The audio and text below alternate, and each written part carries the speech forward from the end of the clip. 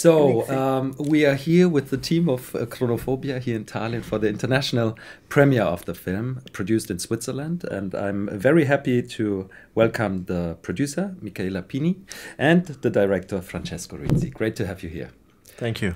Cronofobia is a film that that surprised me a lot because in the broadest sense, it speaks about trauma, I could say. And the treatment normally of a film in recent years would be a kind of a realist one. And Cronofobia does a wonderful thing in that it's playful and that it's giving the characters a lot of mystery.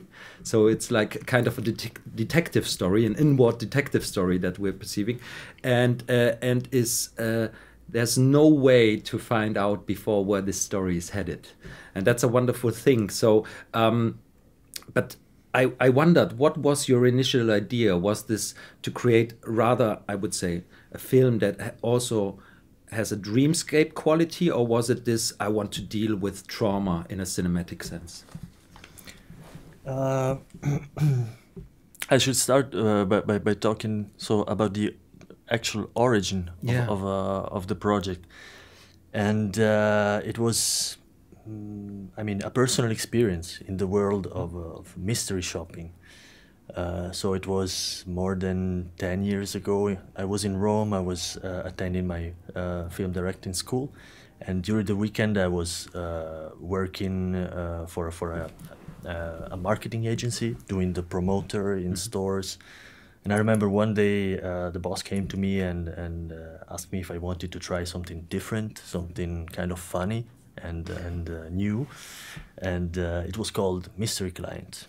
Mm-hmm. So I was kind of intrigued, and I found myself driving all around the city for a couple of months, and going, you know, in store by store, and in hotels, in restaurants, incognito, mm-hmm. and you know, to evaluate the quality of the customer service. And I kind of, I thought immediately that it could have been a great starting point to mm-hmm. tell a story about suspended identity. Mm-hmm. Because I had really to reinvent myself every time, to kind of learn a script mm-hmm. In order to impersonate this different kind of clients mm-hmm.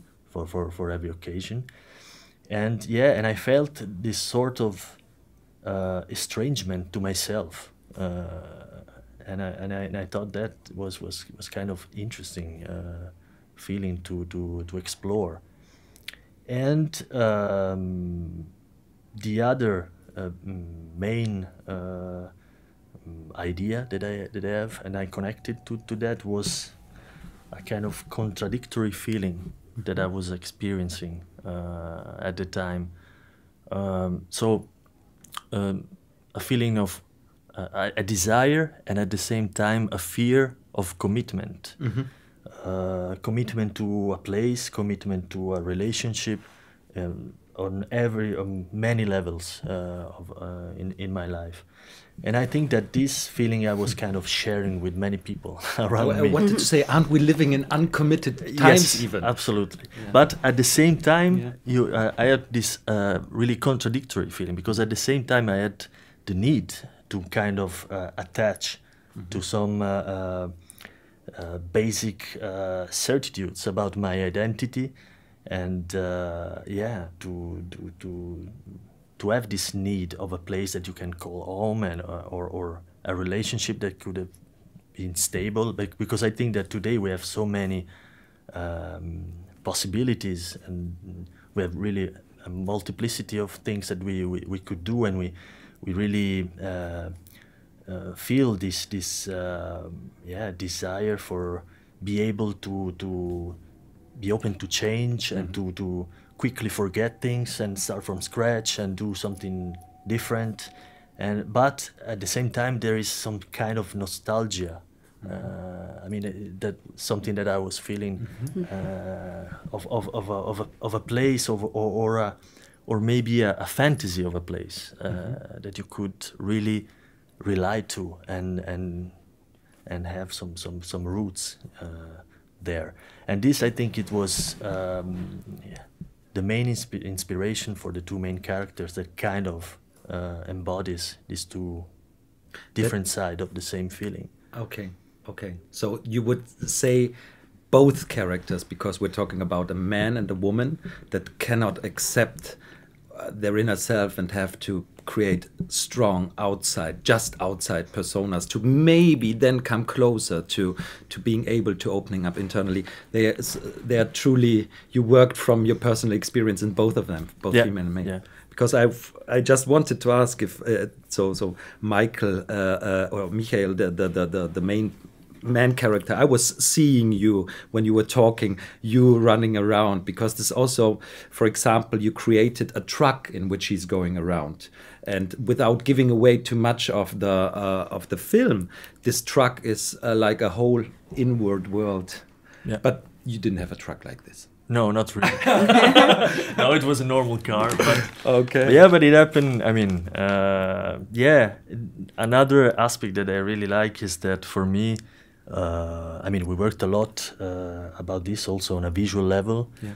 For me, this film is full of cages. It's kind of full of prisons, yes. Also on a visual level, because even if one of the two main characters is trying to escape all the time from himself and to kind of stay in perpetual movement, and the other, on the opposite, is really desperately trying to attach to a place, to things and to memories, they're both prisoners. I mean, prisoners of this kind of way they're trying to deal with emptiness and with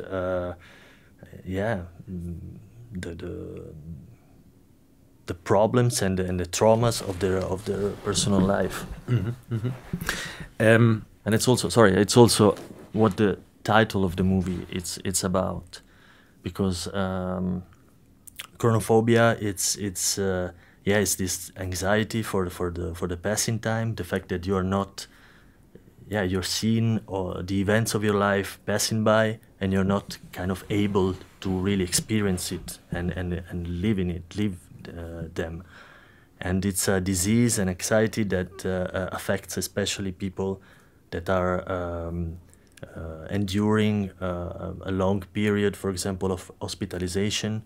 And so they're maybe stuck in a little room for a long period, or in a prison. So yeah, that's So we have here a surprising film and a very philosophical film. Is that, Michaela, is that easy to finance in Switzerland? No, again, you know, that could have been a more natural treatment, but this is this amazing power of the film that we're constantly trying to guess if we're getting closer to these emotions. We were lucky. I mean, well, of course, Francesco worked a lot on the script, first on the treatment, then on the script. We took part to different workshops. We have been to Ekran. I mean, it was a long process. I was also working with the co-writer Daniela Gamba. Yeah. Yes. There was also a woman in the team, which was important to write this story about a man and a woman. And but once we got to our script, it was quite easy. It's never easy. I mean, but we got the money. We got the public money in Switzerland. We got the TV station in Switzerland, who co-produced the film. They were like all. We nearly got all the Swiss film money. People decided really to do along, and actually it wasn't really easy, because we were planning to make a co-production with Italy and in Poland, but it didn't work. Because of different reasons, and the minister in Italy was also blocked. We couldn't get the money at that moment. And then Switzerland decided to give us a, would you say it in English? All the money. No, like you can ask like a further special a little bit more money, and they do it only if they really believe in the project. So Okay. we were really lucky, and we had a wonderful crew who decided to do and to work also in participation because they believed in. If I understood right, you're both based in Lugano, or were at the time, now Zurich more. I'm not exactly sure, but you were shooting the film, interestingly enough, not only in Ticino but all around Switzerland. So this brings us maybe to the topic of location scouting, and that one of the cages is a very interesting house, for example. So so you go village by village until you find something that is extreme enough. That's the. It was the most difficult things of all the movie, finding this to house. find this house, it was very difficult. Okay. But we were kind of looking for a specific look for the film, something that was not also giving a very clear connotation of a specific place where we were shooting. I mean, we don't want the people to know exactly that the film is taking place in Lugano, but it's kind of a reinvented Ticino. And also we have quite a lot of scenes also in the Swiss-German part of Switzerland.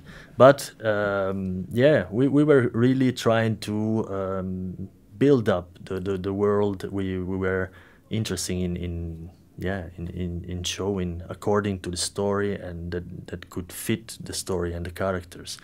So we were looking, for example, for the one of the key concept was about this idea of intimate distance.